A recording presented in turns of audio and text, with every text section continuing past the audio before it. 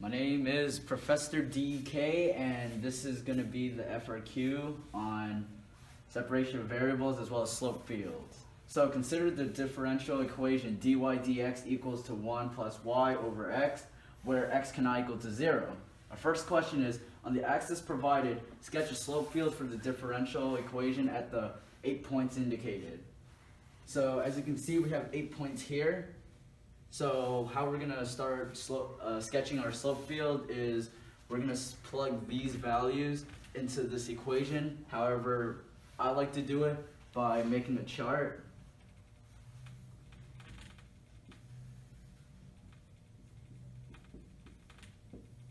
So our first point here is where x is -2 and y equals 0. So when we plug it back to this equation, 1 plus 0 is 1 divided by -2, which will give us our slope of -1/2 on our first one. Next point is -1, 1. 1 minus 1 will give us 0, and since the top is already 0, we can already assume that the slope here will be 0. Our next point here will be -1, 0. 1 plus 0 is 1 divided by -1. Our slope at this point is -1, and we will continue doing that for the next few points. 1 plus 1 is 2 divided by -1, -2. Our last 4 points will be 1, -1, 1, 1, and I forgot 1, 0, so 1, 0. So plugging this back in, -1 again at top, that's going to be 0, so our slope will be 0. 1, 1, 1 plus 1 is 2, divided by 1 will be 2. 1 plus 0 is 1 divided by 1, which is going to be 1, and our last point will be 2, 0. 0, 1 plus 0 is 1 divided by 2, 1/2. Since now we have all of our slopes, we're going to draw lines on the slope field. So at our first point, we have a slope of -1. So we'll draw a line, that's not good, right through it. It's approximation. Make sure the lines are long so you don't get in trouble. Next point will be -1, -1, which will be 0. So that's a horizontal line. Next point's going to be -1. And then you'll continue filling this out. Okay. Due to our movie cut, we are done. So as you can see, we transferred all the information with the slope onto here. So that's done with part A. Part B, find the particular solution. Y equals f of x to the differential equation with the initial condition. F of -1 is equal to 1 and state its domain. So we're calling back to here. This is our equation. So we'll copy that over. Dy dx is equal to 1 plus y all over x. Now we're going to start using separation of variable. So we'll do cross multiply.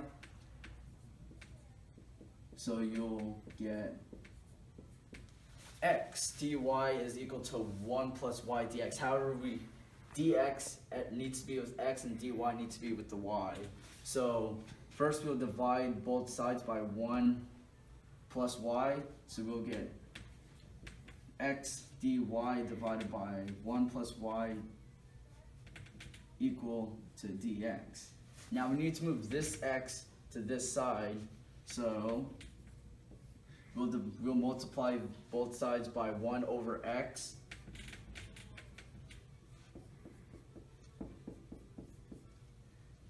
X and x will cancel out, and then we'll be left on this side with dx over x. Now that dy is with y and dx is on x, we'll begin integrating. So we'll take the integral of dy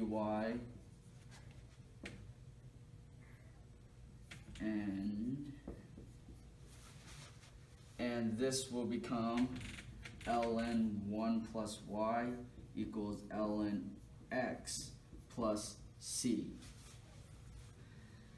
Now, since we have ln on both sides, we'll take the natural log on both sides.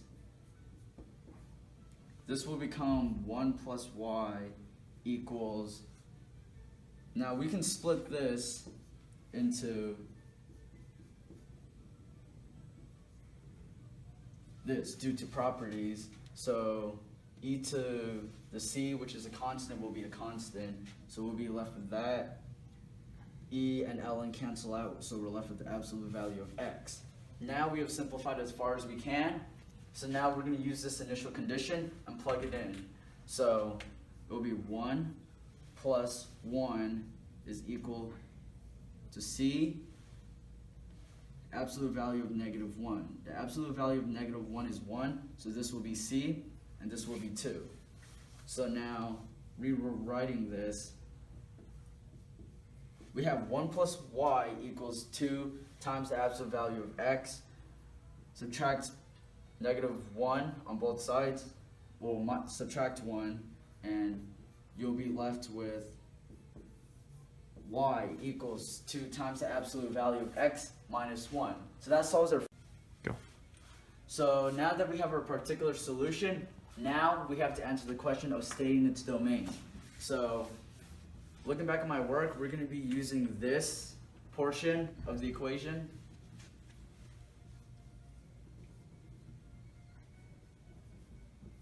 Now, we know that ln cannot equal 0, and it is violated. That rule is violated when y is negative 1. Therefore, this tells us that y needs to be greater than negative 1. So, with this statement, we're going to use this equation. So at negative 1, we were going to have to rewrite this equation at negative 1 because it's an absolute value, so we had to take the negative definition of it. So we'll have negative 2 times the absolute value of x minus 1.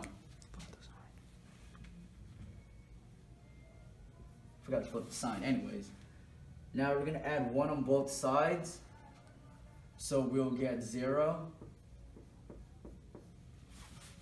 on the left side, and now we're going to divide it by negative 2, and when you divide negative 2 when you're doing inequalities, the sign will switch, so you'll be left with this, and we could rewrite this like that. So the domain of this function, or the domain of this function actually, is x is less than 0.